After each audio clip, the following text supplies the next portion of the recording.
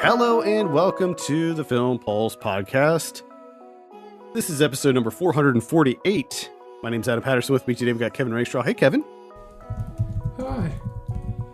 This week on the show, we'll be taking a look at Peter Strickland's latest Flux Gourmet, which is out now on VOD platforms.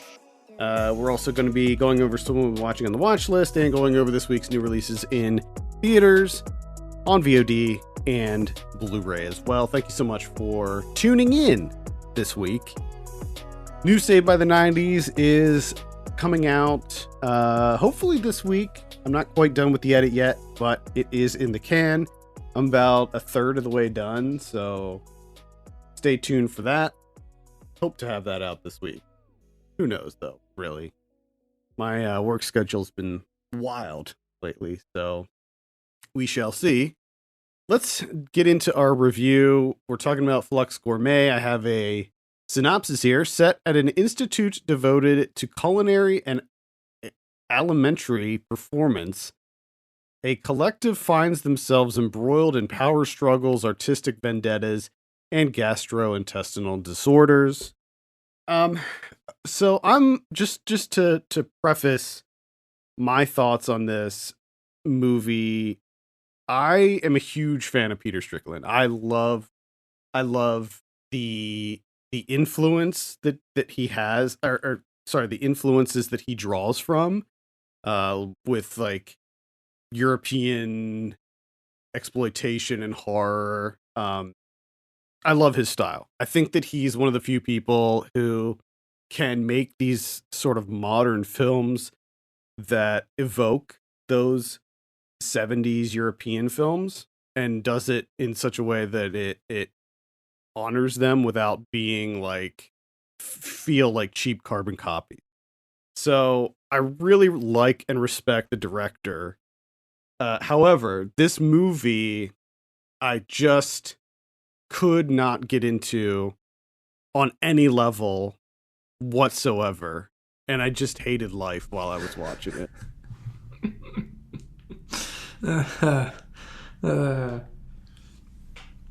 Yeah, no, Well, I'm right there with you.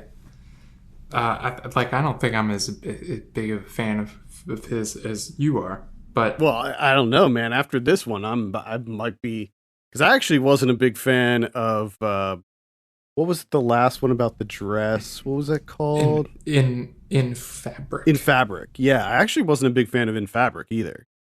Like, I liked the first half, but the movie completely changes in the second half, and I was just not on board with it at that point. So, I don't know, man. Maybe I'm faltering a bit on him. Now, I'll say I didn't know anything about this movie going in outside of, like, food. I knew food was involved. Yeah, same. In some way. And I think I just got confused.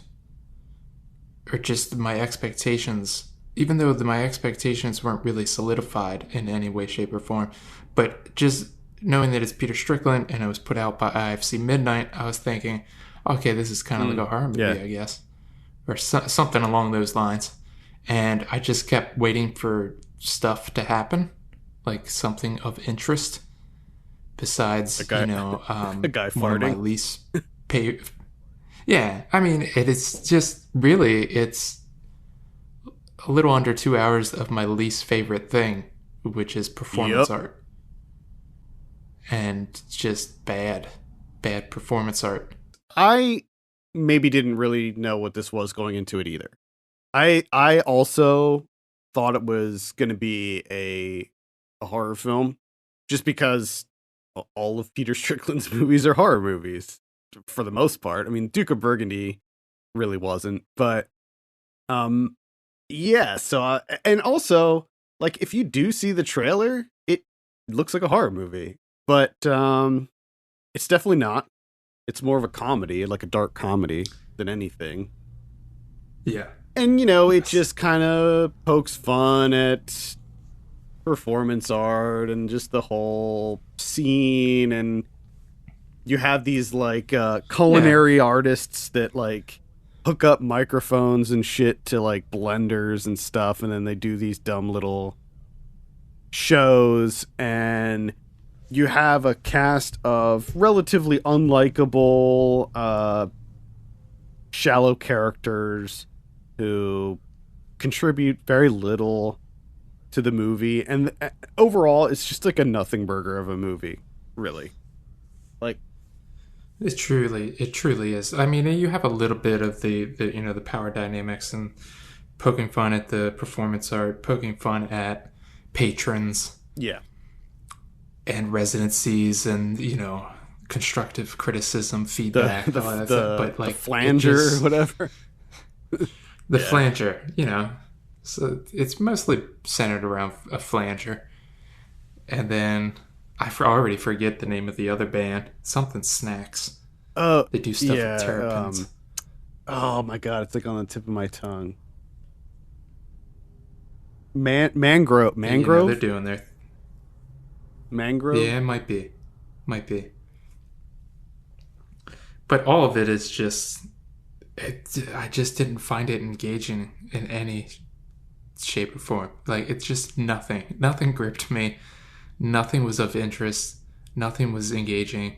The only thing I did learn from this movie is that, which I think somehow makes it a little bit worse, is that Peter Strickland has been in a band called the Sonic Catering Band since like the late 90s.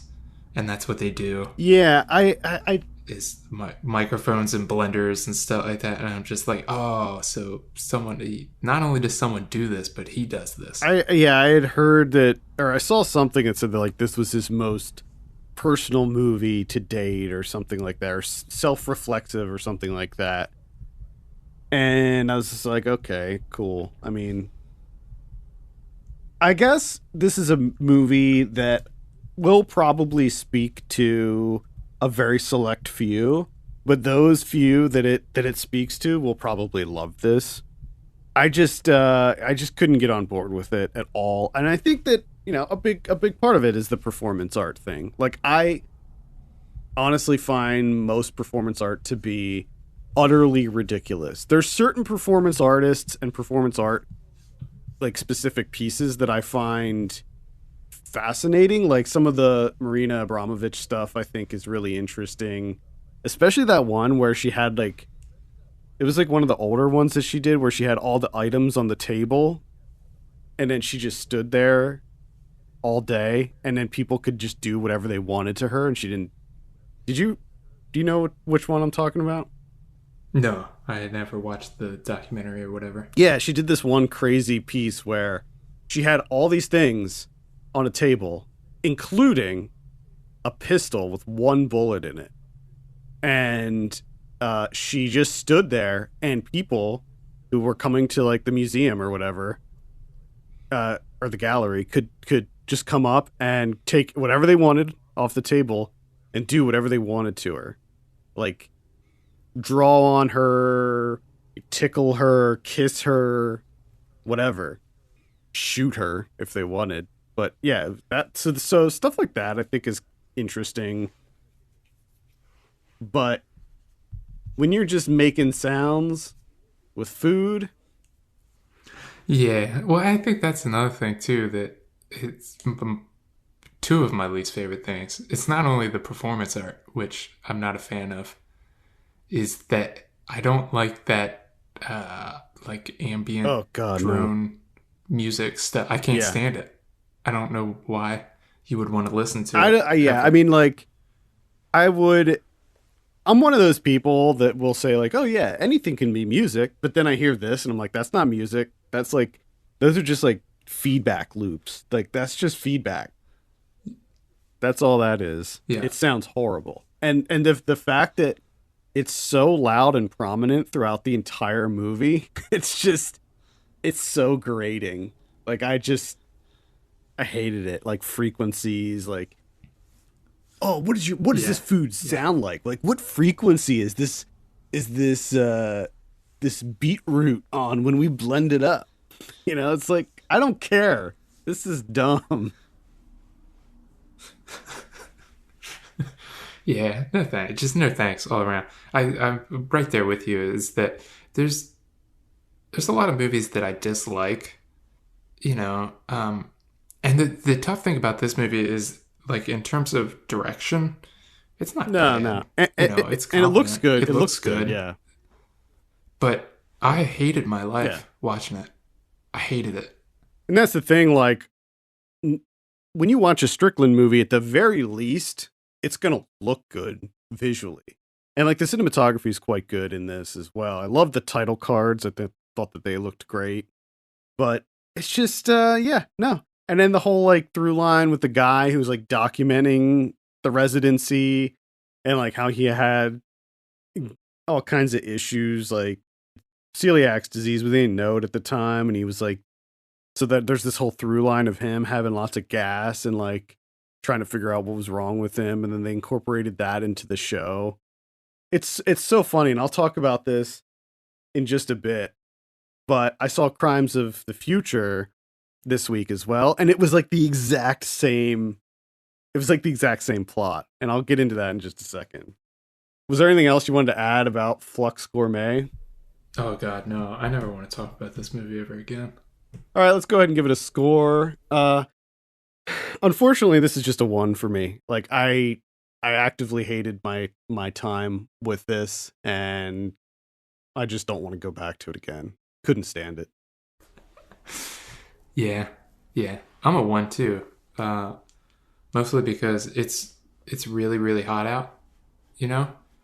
And the whole time I was watching this, I was thinking, man, I'd much rather be outside, like cutting trees Cut. and stuff. Yeah, just like cutting trees, All right. just doing yard work in like the hot, hot, humid sun. Well, I would rather risk a heat stroke Mm. than watch this. Well, I guess that says something. That It says does. something. All right. So, like I said, I saw Crimes of the Future. Now, this is one that I was super amped up about. I was also really amped up about Flux Gourmet. But yeah, that one was a huge letdown too. So this is Cronenberg, David Cronenberg coming back to the body horror genre. At least that's what I thought. I mean, that's what it looks like when you see the trailer for this. Oh, It's yeah, it looks it's just top of the line party horror. yeah, but it's not. It's not really horror at all, actually. It's more sci-fi than anything. I would say that it's closer to like Existenz than it is Rabid or one of his earlier or even Crash really. I mean there's definite actually there's definite it's like a cross between Existenz and Crash. That's what it is. And so you have this kind of near future where uh there's like people who have these mutations where they grow extra organs inside of them. And you have Viggo Mortensen in here as a performance artist who suffers from this affliction where he grows extra organs. And then you have Leah Seydoux, who is like his partner. And what she does during these performances is she uses a modified autopsy machine to perform surgery on him for these performances, and she like tattoos these extra organs that grow inside of him before she extracts them. And that's like their sort of art. That's their performance art. And it's interesting. It certainly has a lot more to say than something like Flux Gourmet. Unfortunately, I just really could not get into it. Like visually it looked okay. Like there was some really, the weird, very organic looking machinery that something like you would expect to see from Existenz. Very similar looking contraptions. But a lot of the effects work is like not very good.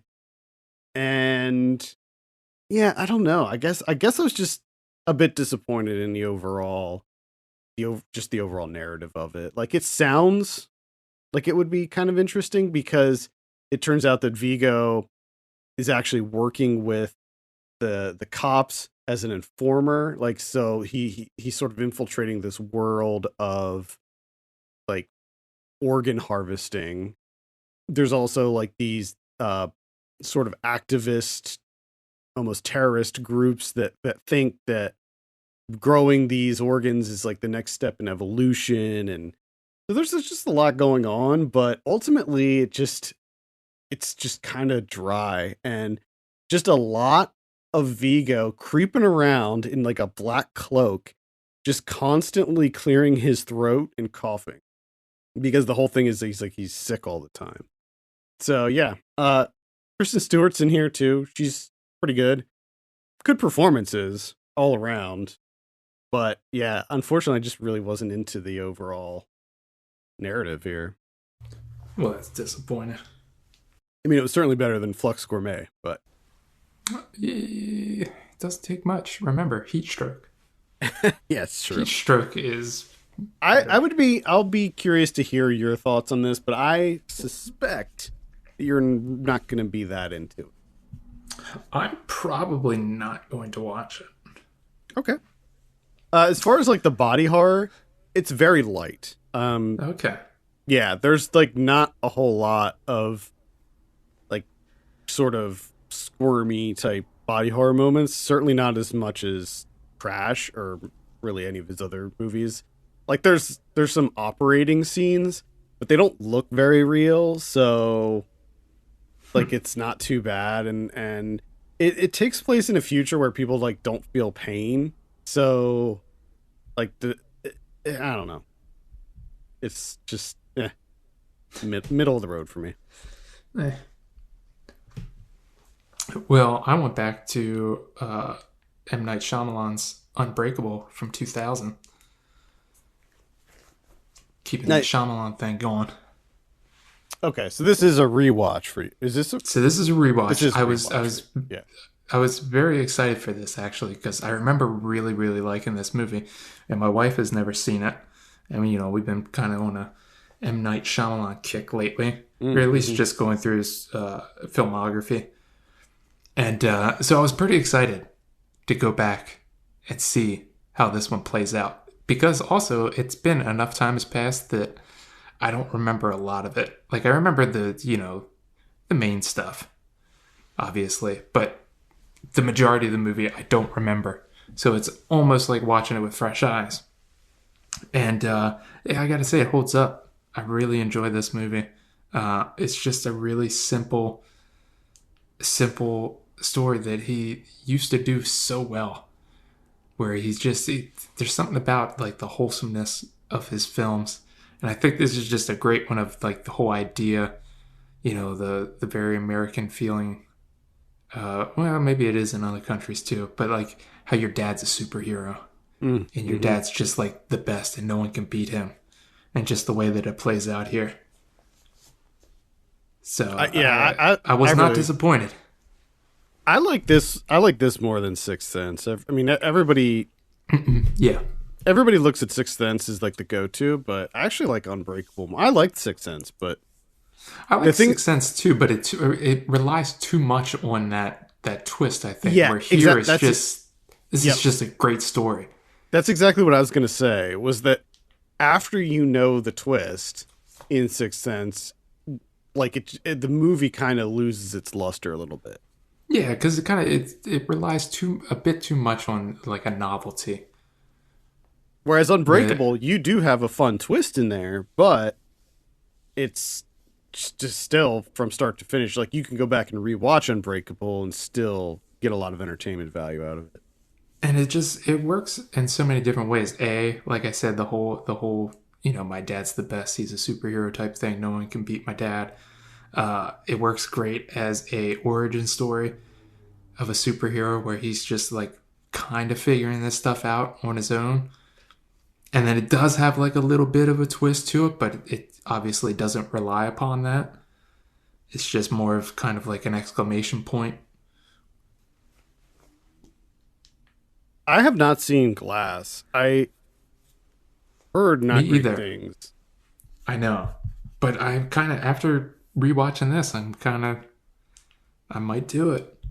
I liked Split, so I do want to see Glass. I just haven't got around to it yet. Maybe you and I can coordinate. We can watch it in the same week. Yeah, we might have to do that. All right. Let's see. I saw actually saw a decent number of things this week for once.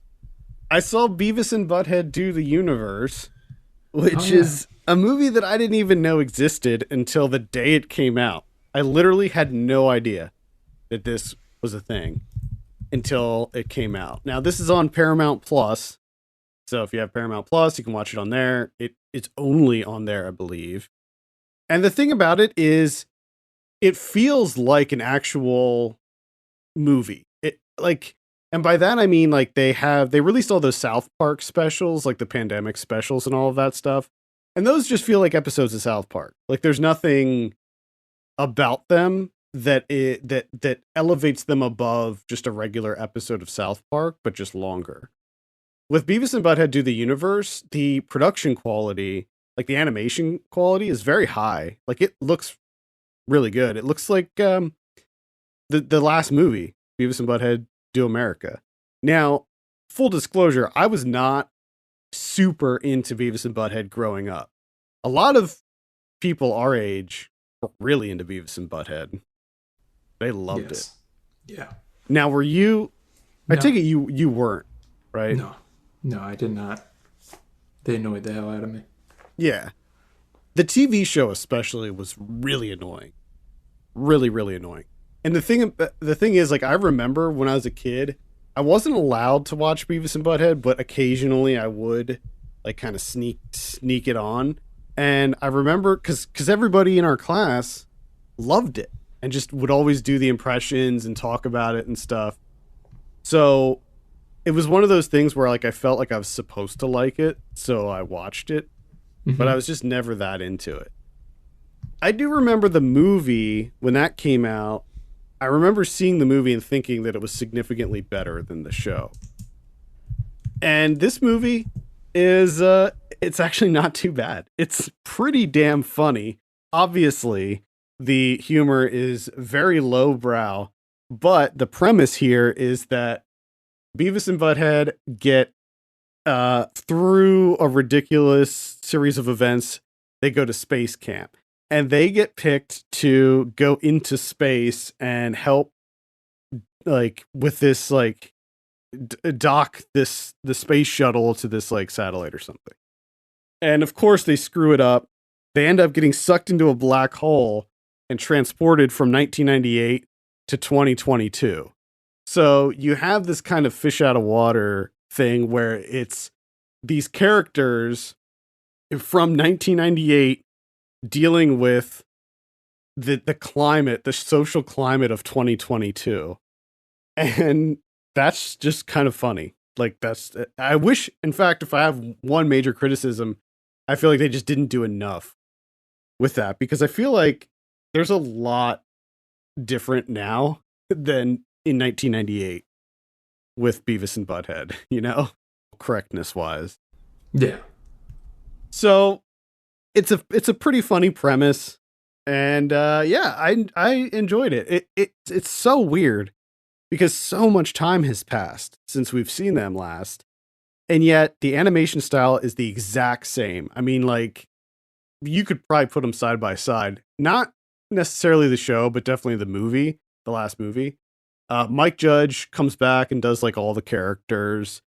And he still has the voice, like the characters sound the exact same. Gary Cole is in here and does a bunch of voices. Nat Faction also. So it's like, I don't know, I'd give it a light recommend. I mean, certainly if you were a fan of Beavis and Butthead growing up, you should check this out. But even if you're someone like me who didn't really like them or found them annoying, I think that there's still some nostalgia here, and it's actually pretty funny. Like, it's legitimately funny. So yeah, light recommend. Get out of here. Incredible.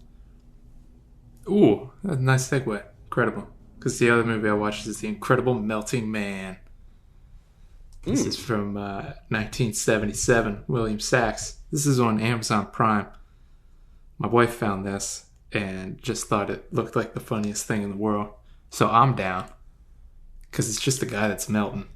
This was a Mystery Science Theater 3000 movie. 100% it was. Sure I was, remember buddy. this. I remember this. So interesting thing is reading about this movie is it was meant to be a satire, like a comedy. But I guess like once they saw it, they were like, "Oh, let's make this a horror movie." So they cut out all the comedy stuff, and like you can kind of tell while you're watching it because like the tone of it just feels off. Mm.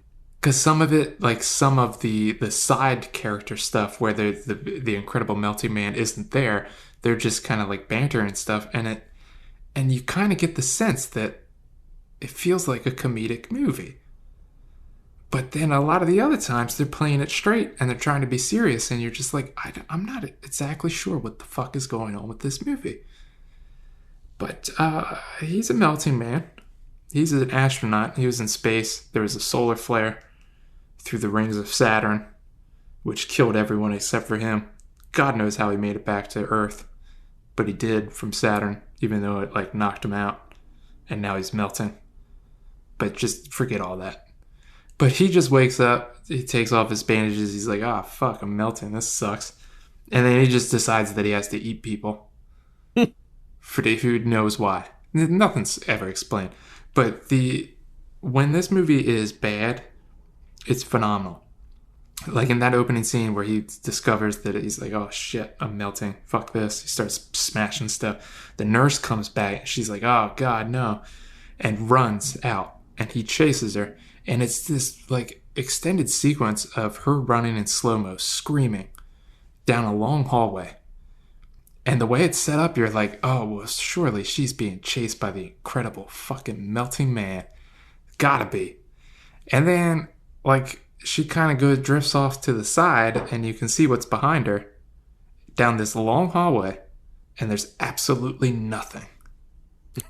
She's just running and screaming, and there's nothing there. And for a split second, you're just like, "What the fuck? This don't make sense." And then in that instance, smash cut to her running through a plate glass door for no reason. Just straight through the door. Just straight through the glass. Out into the street. And the incredible melting man's right behind her. And of course eats her at some point. And he just continues to eat people. But the unfortunate thing about this is the majority of this movie, like the middle section, the vast majority of it is just a guy with...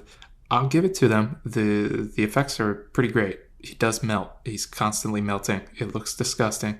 It looks good. But it's just him like stumbling around like in the woods or the desert or in the woods. It's just him walking around. That's it. Like 75% of the movie is that. But at the end, someone is thrown onto some electrical wires. And it looks like they used a dummy that was just full of fireworks. And it was incredible. Nice to watch. So I guess if you want to check out a movie involving melting people, you should check out Body Melt instead. Yeah, Body Melt is a lot better. Body Melt's a lot better. I love Body Melt. Body Melt's so good. All right. I saw Cruella. The reason for this is because my dad wanted me to watch it, because for some reason he really likes it. So okay. Interesting. Because you made him sit through crimes in the future. Yeah. Crimes of the future. Well, I guess more than anything, he just wanted to rewatch it, and he knew that my wife didn't see it, and she wanted to see it. So that's ultimately why. I actually don't think I played a part in the decision at all. So this is directed by Craig Gillespie. The weird thing about this movie is that it looks way better than it has any right to be. Like, this movie visually is phenomenal. Like, the cinematography that they employ here, like, they use some really artistic, incredible shots. Like, there's these wild tracking shots, and then on top of that, you have some of the best costuming I've seen in a movie in a long time. You have incredible set design, production design. It takes place in London in the 70s, and so you have this sort of like high fashion / like trash punk element to it. And so it's incredible. Like, it just looks so good. I cannot tell you enough about what like a visual feast this movie is. The narrative, like the story, it's whatever. It feels like, I don't know, I saw somebody comparing it to the Joker, which I guess you could say. Emma Stone plays Cruella DeVille, and she, gets a job in this like department store, and then works her way up to working for this like big time fashion designer played by Emma Thompson, and she's like treats her like crap, and it's like a whole thing. But you also have Paul Walter Hauser as Horace, and he's great. But yeah, I mean, I kind of liked it. Like, it wasn't horrible, it wasn't great. It's almost worth seeing just for the visuals alone. Incredible. Who knew? Yeah. I mean, again, didn't love it, but it was certainly way better than I thought it would be. Just because like I've disliked almost every live action Disney movie for the last like 3 or 4 years or something. I liked the Jungle Book one, but that was it. I have another one if you're done. I'm done. Okay. The last one that I'll mention, this is going to be really brief because this is also a nothing burger of a movie. It's called Abandoned. This came out on VOD this weekend. It's directed by Spencer Squire. So this is a haunted house, supernatural horror movie. It stars Emma Roberts, John Gallagher Jr. as a young couple with a newborn baby. They move into this house and they know that the house was the site of a grisly murder that took place.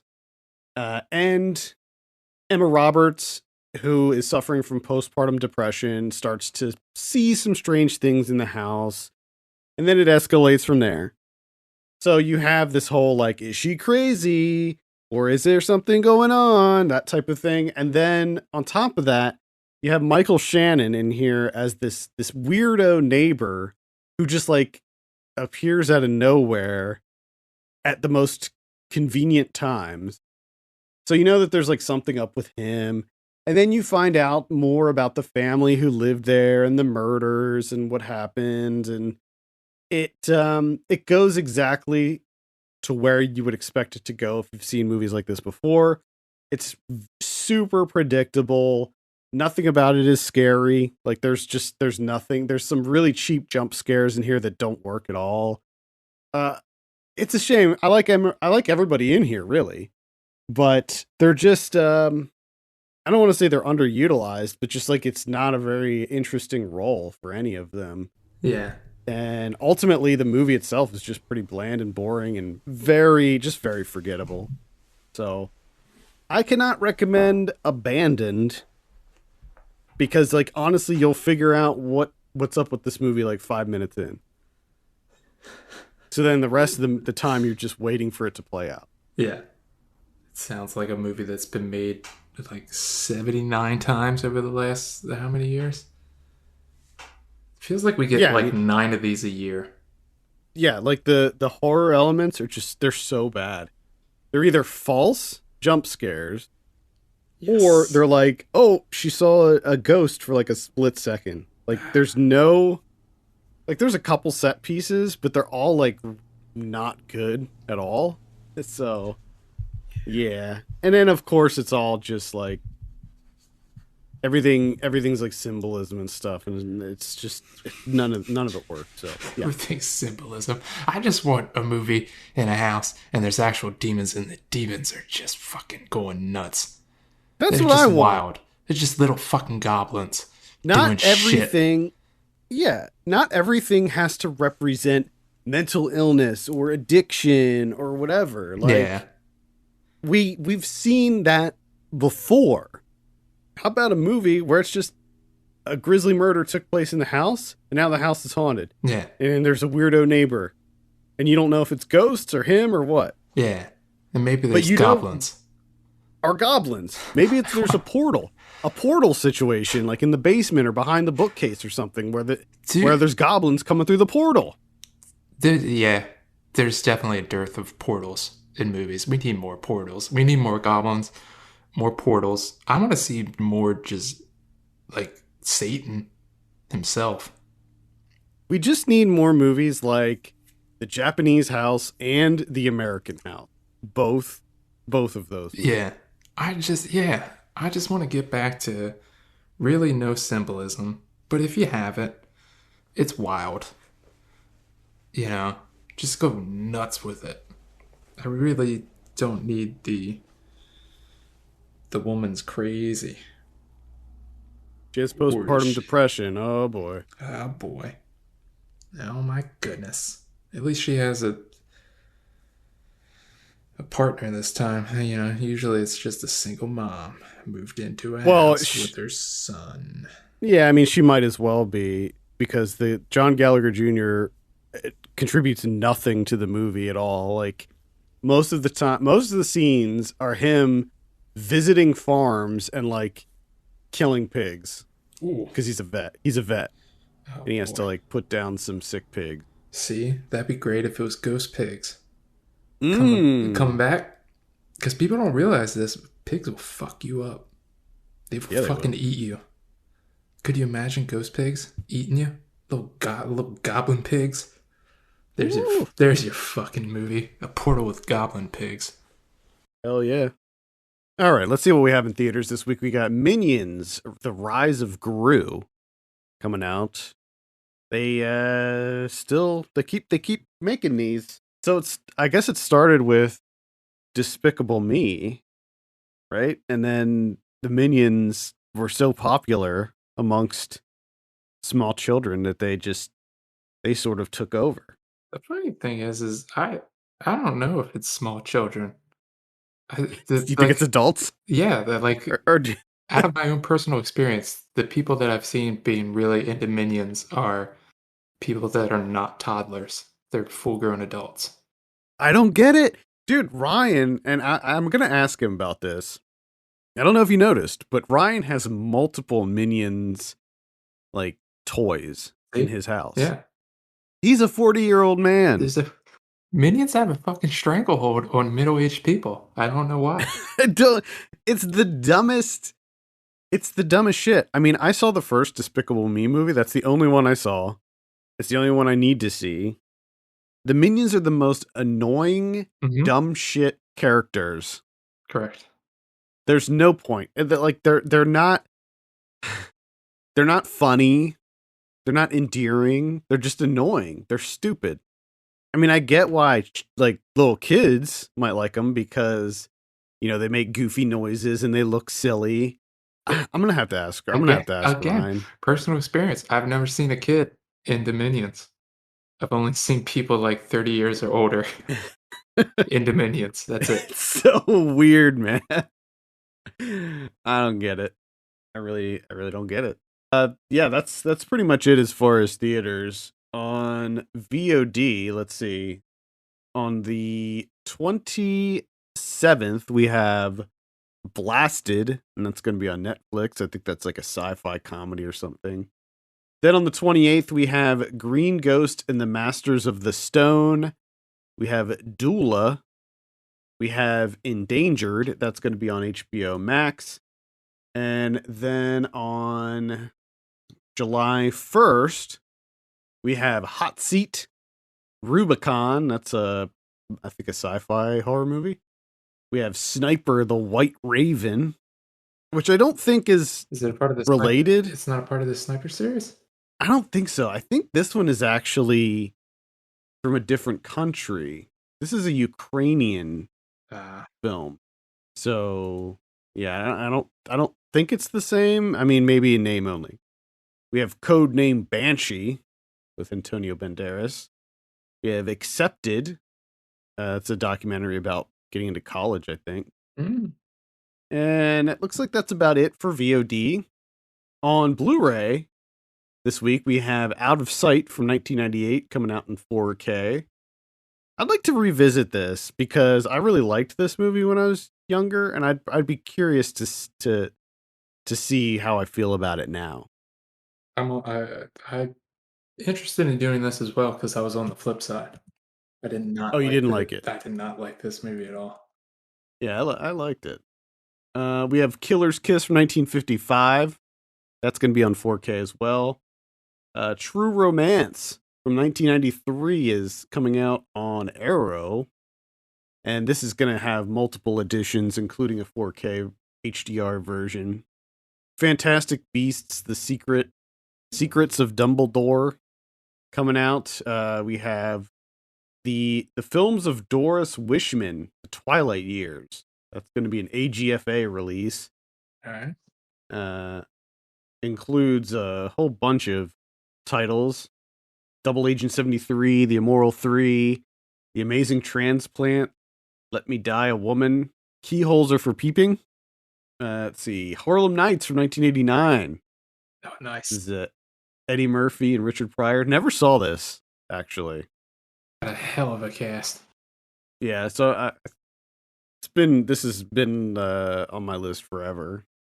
The Coca-Cola Kid from 1985. Buster Keaton Rides Again. This is a collection of oh no, it's maybe just two movies? Yeah, it's Buster Keaton Rides Again and Helicopter Canada, I guess. First Wives Club is getting a re-release on this Paramount Collectors series or whatever it is. Boomerang from 1992 coming out. Inspector Ike. We got Mardi Gras Massacre from 1978. No Resistance from 1994. Like a sci-fi horror movie or something, looks like. Uzumaki from the year 2000. How about that? Yeah, that It'd be nice if there was a King of the Hill cut. oh, those are hilarious, by the way.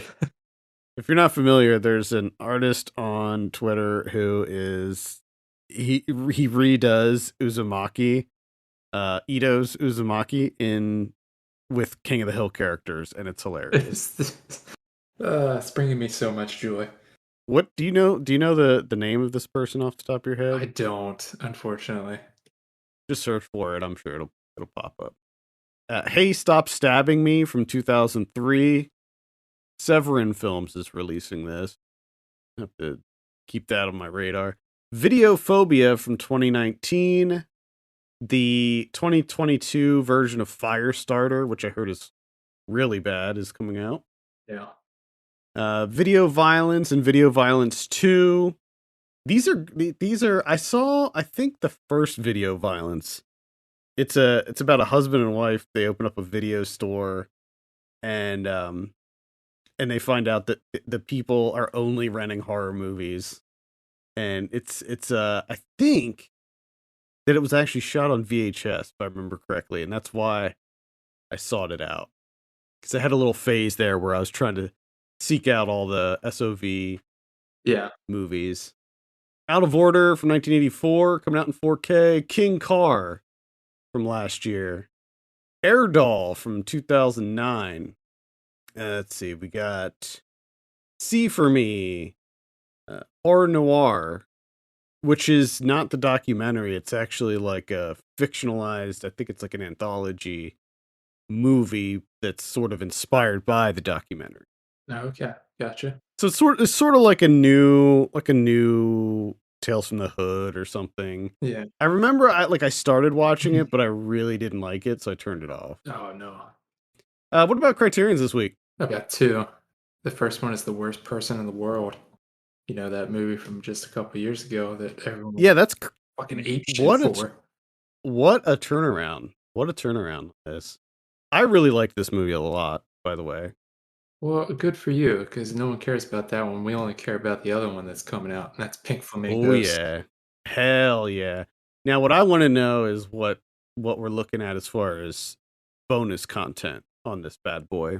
You got a tour of the film's Baltimore locations, led by John Waters. So that's something. You got a new Those are great. You got a new conversation between John Waters and Jim Jarmusch. Yes. You got 2 audio commentaries. You got a 98 documentary called Divine Trash. I saw that documentary. It's quite good. And then, of course, you got that new 4K digital restoration. That's The pretty only reason that I would go back to watch Pink Flamingos again would be for one of those commentary tracks. Oh, definitely. Because, like, I usually don't go for commentary tracks, but if it's John Waters, yeah, you better believe it. I could, it could literally be any movie. It could be Fantastic Beasts: The Secrets of Dumbledore, Yeah. and I'll be listening to the John Waters commentary track on that. I do the hit TV show Friends. Friends commentary by Yeah. John Waters. That's the only way I would watch that show. I hate that fucking show so much. Well, I'm not a big fan of it either. All right, I think it's going to do it for this week. Thank you so much for listening. You can send us your questions and topics to podcast@filmpulse.net. Follow us on Twitter @filmpulsenet and @filmpulsekevin.